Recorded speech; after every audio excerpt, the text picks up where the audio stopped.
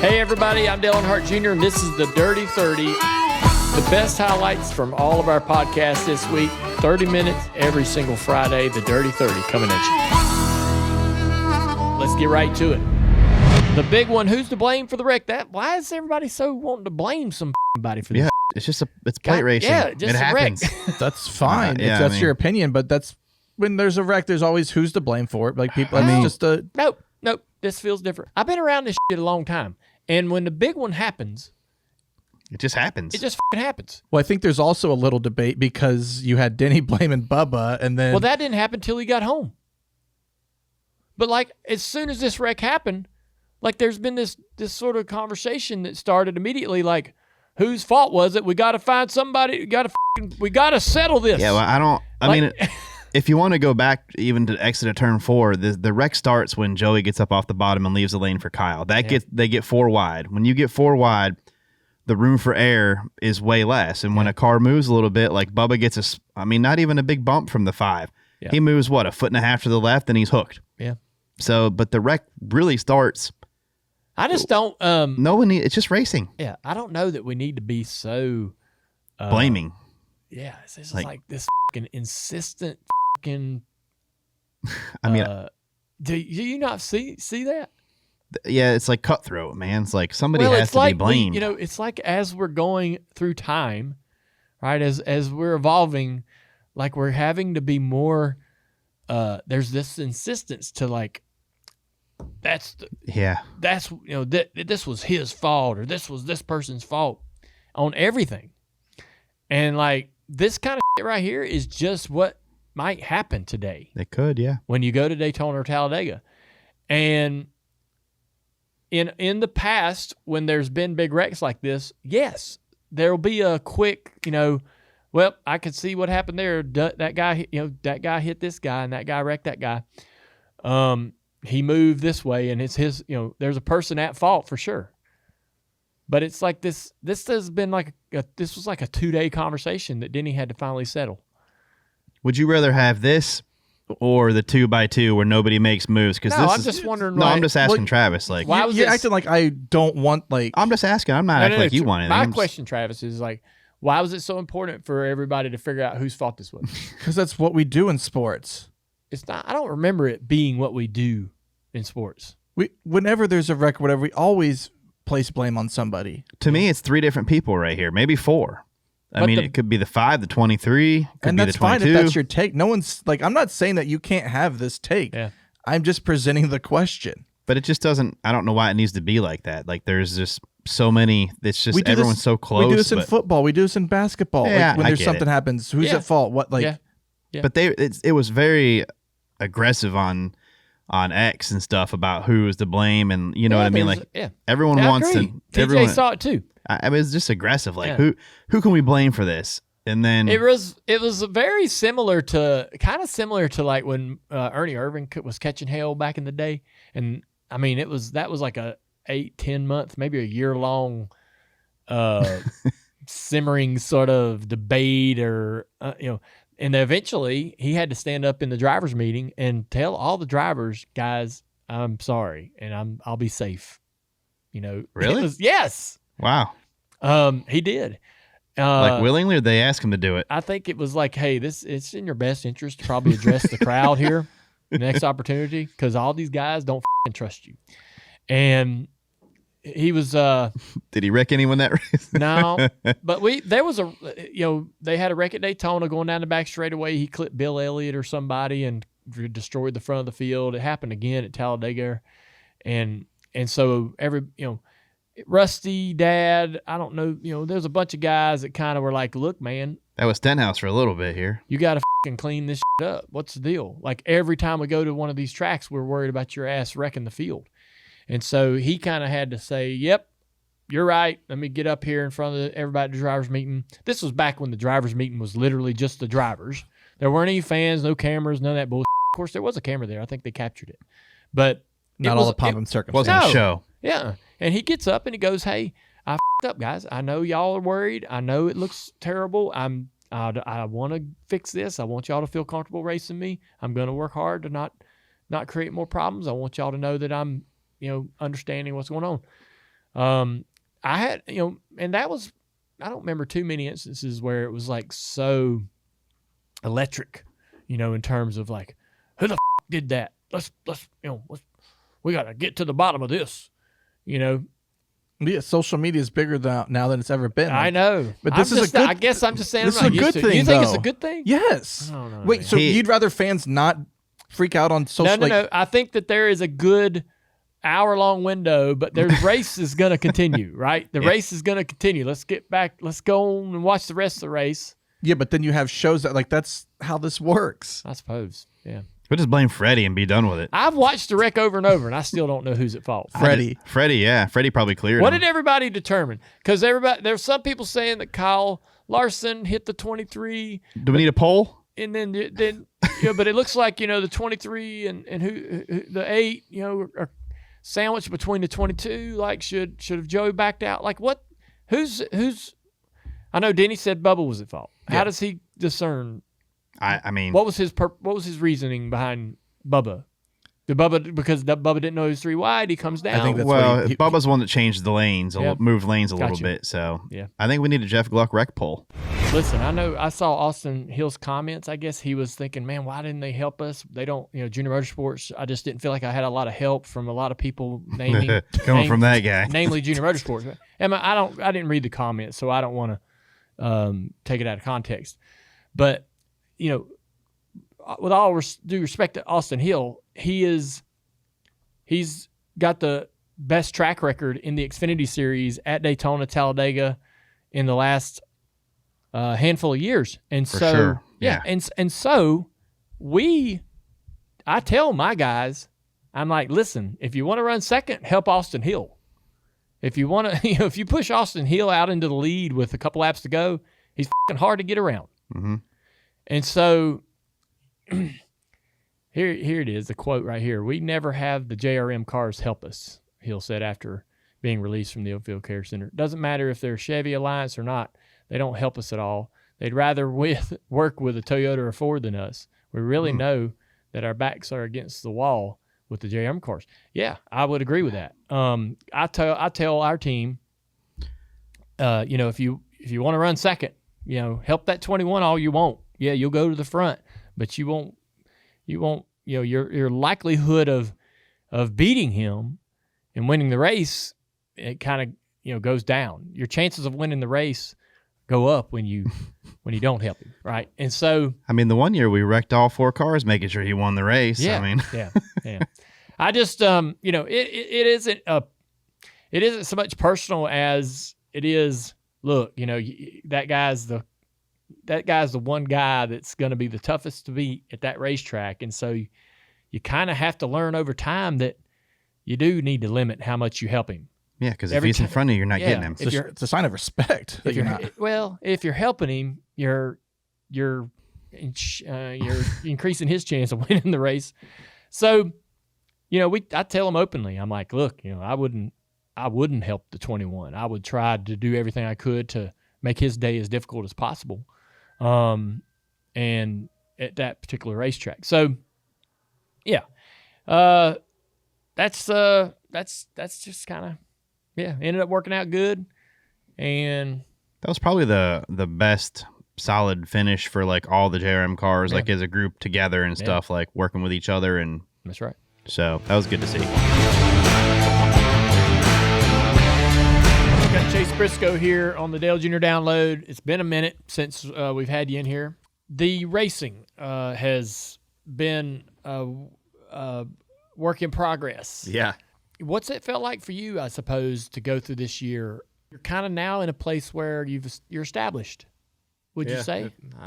Do you feel you don't feel established yet? No, I feel like I still, especially now more than ever. Really? Yeah, just because. Like, I think I said this even before the season started. Like, if I don't go and win at JGR, nobody's ever going to hire me again. Yeah. So, like, and it's weird just being in a totally different environment. Like you were saying at SHR, like, I could win a race or two, but my teammates, every now and then they would run up front. Where at JGR, your teammates are winning races all the time. So, like, just the atmosphere, I feel like you always have to be performing.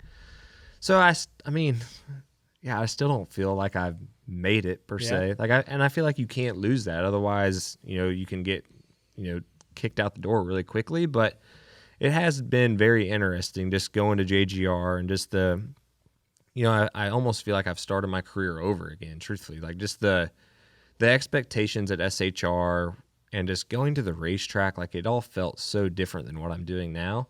Like SHR, and I honestly felt like you were just going to the racetrack with your buddies. And like if you ran 25th, great. If you won, great. If you ran 10th, great. Like it was fun. Like you were going to the racetrack with this group of guys that you were just going to have a good time with. And there was really no expectation of like, we should be winning these races. So you'd come back on Monday or Tuesday, and if you ran top 10, like I said, it was great. But if not, we just need to try to get better. There was never this like expectation of we should be winning races. Where at JGR, it was a huge culture shock. I remember at Bristol, we finished, I think, all 4 cars in the top 7, and the meeting was like we ran 30th and worse. I was just like, this is crazy. Yeah. And then like even before the year started, I remember going through like one of these meetings, and the expectation was as a company, I think we should win 15 races or something like that. That was the goal. And I'm just like, whew, if we could get 15 top 10s at SHR, like that was a great year. So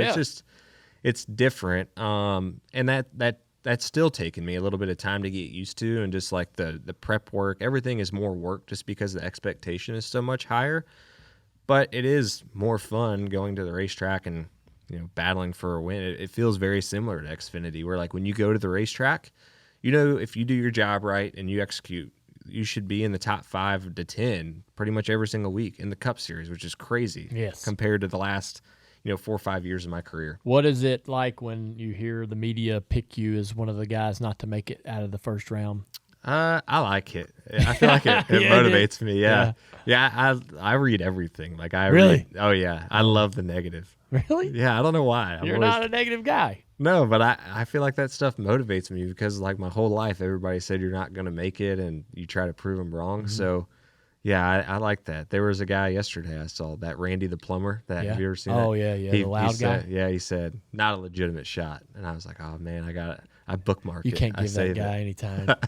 I like it though. Oh man, the way that it was easy for me to think that you could contend because you would take the SHR program and elevate in the playoffs, right? Right before the playoffs and during the playoffs, like you would do things that you hadn't done all year. Yeah. Right? The playoffs were always good for us at SHR. But I also feel like that, even in the Xfinity Series, you're a guy that like when the chips are down or when it needs to happen, you can will it into existence. I like pressure. I definitely do way better under pressure than not pressure. That's so rare because the great athletes, great drivers, all of them are like that, right? The really, really good ones go good when the pressure comes. Most people, myself included, most people in any walk of life, any profession, don't love pressure, don't handle pressure well, don't perform as well when the pressure's on. But what is it? Why do you like pressure? Why does that make you smile, and why does that make you perform better?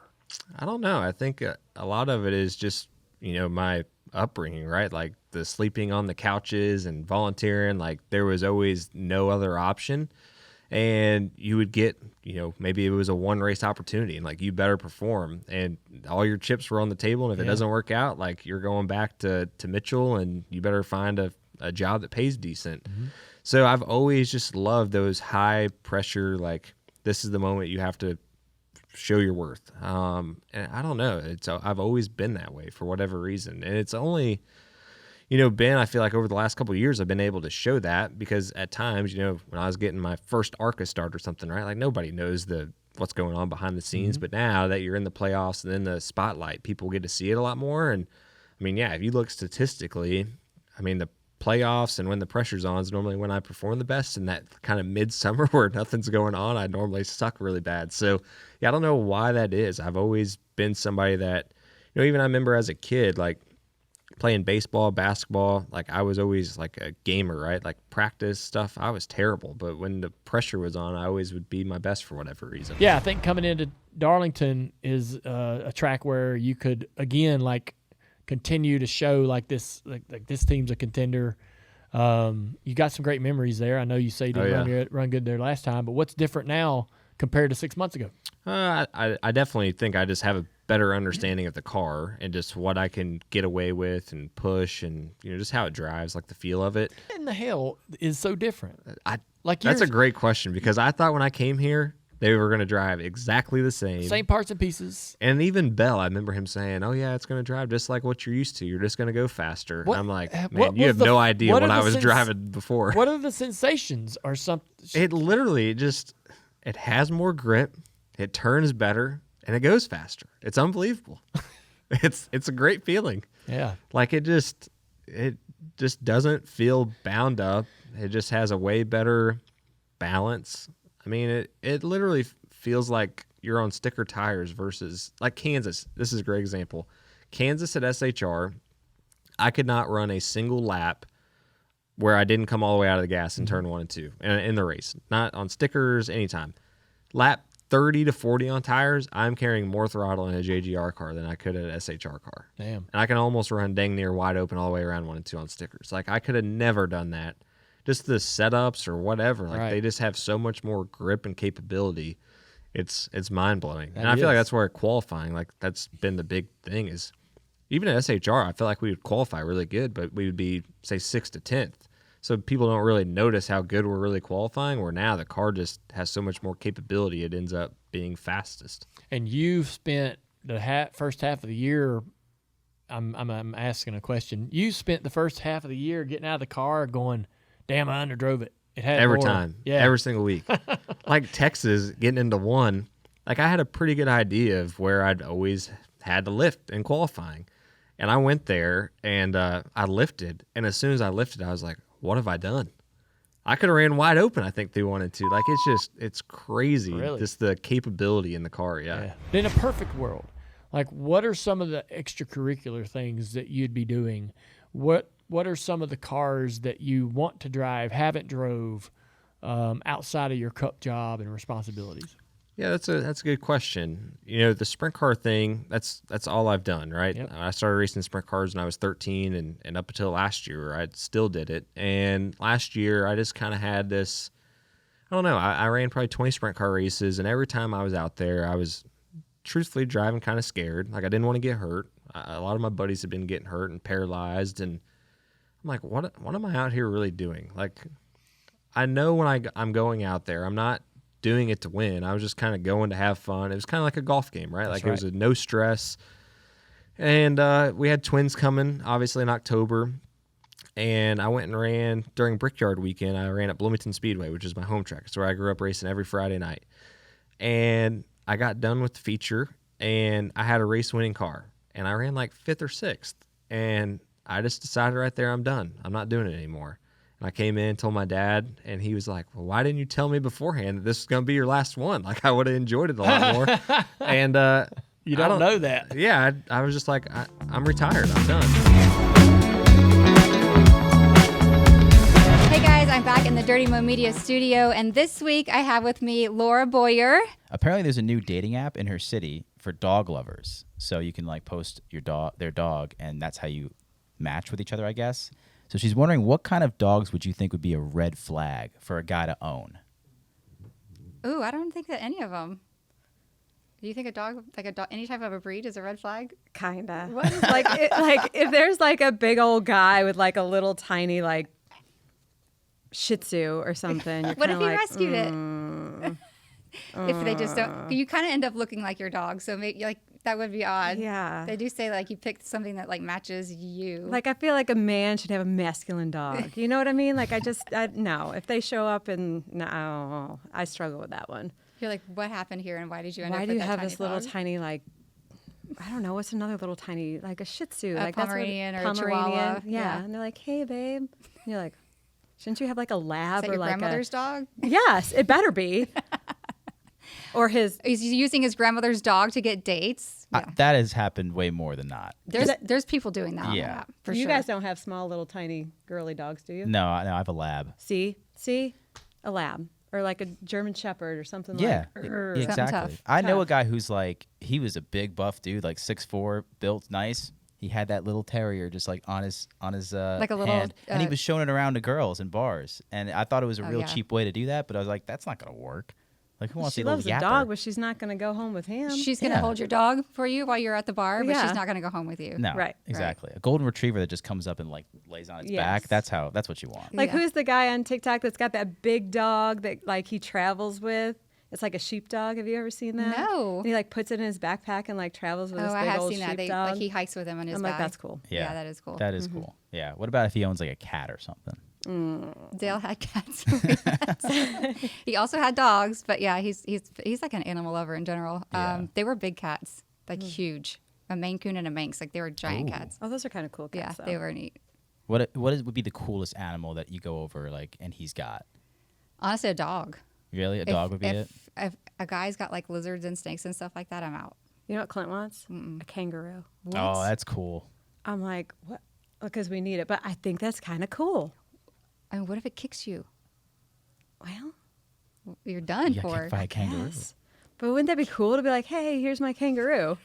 I mean, it's kind That of is cool, the most right? Clint want ever. I know. A And I was like, kangaroo. where the heck Can you do have even- kangaroos in North I Carolina? don't know. I don't know. That's a great question. We do not have any kangaroos, but he's like, let's get some kangaroos. If anybody around has a kangaroo, Clint Bowyer really wants one. I don't even know. If Watch it's out, with Laura. him. They're going to show up. We're gonna show up with like truck. 3 kangaroos. Yeah. Yeah, they're gonna But yeah. be fighting in the backyard. So that would be kind of cool if you like went on a first date and he's like, "You want to meet my kangaroos?" yeah, right? I'm like, "Yeah, That'd Kind be of. kind of." awesome. He's so excited. Alex also wants a kangaroo. I'm You a do? kangaroo now too. Yeah. See? I did one of those drive-through safaris one time, and a zebra came up to the door, Uh-huh. and that was the coolest thing ever. I mean, maybe because I had food and they weren't too violent, but I'm like, imagine just like, you want to see my zebra, and this Yeah. thing's just walking around your backyard. Zebra- Zebras kinda are less cool. scary, I feel like. Because Aren't they're they just like a dangerous horse. though? I've heard they're dangerous. I yeah. think they're really dangerous. Yeah. I feel like a kangaroo would be more scary than a zebra, but I don't really know what I'm talking about. It's just my assumption. Yeah, kangaroos and dogs, I don't think mix. Like they try to fight each other, Right. Oh. but and they're strong kangaroos. But I feel like you can just punch them and they'll let go. That's what I've seen. Would you really need to get in a fist fight with your pet? Like, You is that kangaroo, what we're doing? they stand up. They'll box with you a little bit. What? Yeah, Yes. they will. That would be so weird. Oh no. Like looking at you eye level, like put them up. I'll be Yeah. honest. If I had a kangaroo, I'd try to box it every day. Maybe we'll get you a kangaroo. I feel think like we you really should. need one. That's my new favorite animal. I think. All right, everybody. Welcome to NASCAR Playoffs Media Day. My name is Jeff Gluck along with Jordan Bianchi. We are Motorsports Writers for The Athletic, and here we are on the Teardown with Dirty Mo Media. Joey Logano is here. We talked about this last year. You were with us after you won the championship. I like this playoff format. I think it actually puts you guys in a spot, everybody, where you have to rise up. Yeah. Do you get, but there's been so many people that have used you as an example of what is wrong with the system.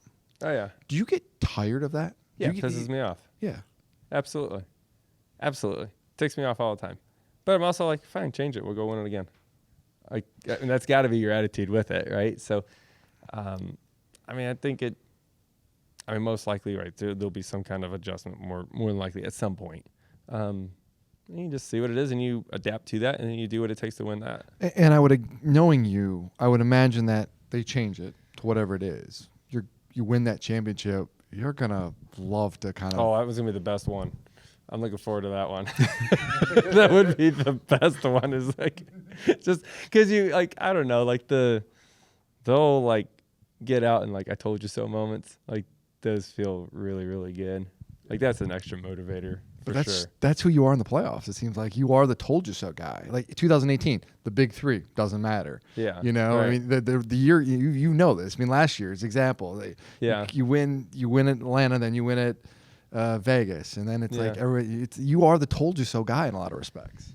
Yeah, I mean, I like that, right? Like I think it's the pressure that I've learned to love, right? Like it's just in this format does that, right? And that's one thing that like I've brought up, and not to get too deep into what we talked about yesterday, but like I did bring this up saying like whatever the change happens in the playoff format, you can't lose the do or die moments because that's what's in sports, all of sports. Is what drives people to watch, right? Whether it's, the NFL, the NHL, the NBA, they all have moments where it's like you perform or you're out. And like you don't want to see like, okay, to win the championship, I got to just finish 5th over and over and over and over and over again. I want to see where you have to win. Like you have to win. What are you willing to do? You're desperate. What are you going to do? I want to see desperate people. I want to see desperate people do desperate things. That's like, as a fan, that's what I want to watch. I talked about it yesterday. Like the Olympics. I love watching the Olympics in every single sport, even the ones I don't even know anything about, because I like seeing people with the most amount of pressure you can ever imagine. Like it's more than what we do in NASCAR, because it's once in every 4 years, a chance to be the best in the world. And if you don't perform in this moment, you may not get a second chance. And if you do, it's 4 years down the road from now and you're a completely different athlete and maybe you won't be as good. Like, that's the real pressure. That's why I love that type of stuff. And we can't lose that in our sport. We have that moment in our sport right now. We can't lose that. All right, Chase Elliott is our next victim guest. How are you doing so far? Well, you said it the first time. I didn't even say it. I think you did. Okay. Well, anyway, Chase, welcome in. Yeah. We're happy that to get you early in the day because we're still trying to wake up a little bit here. But I have probably the most important question of the day to ask you, because I promised that the Door Bumper Clear listeners that I would ask you this. Are you familiar with the term Chasesexuals, and what do you think of it, if so? The only reason I know what this is, or I've heard of it, is because Bubba has said that to me before. And I don't know the meaning behind it.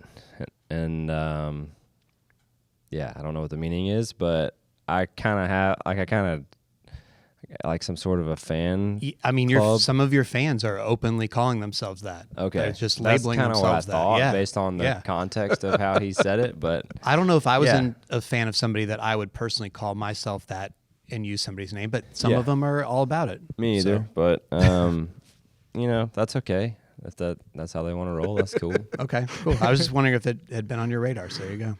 Definitely not on my radar, but I'm happy for him. Check out Dirty Mo Media on Instagram, Facebook, X, and TikTok.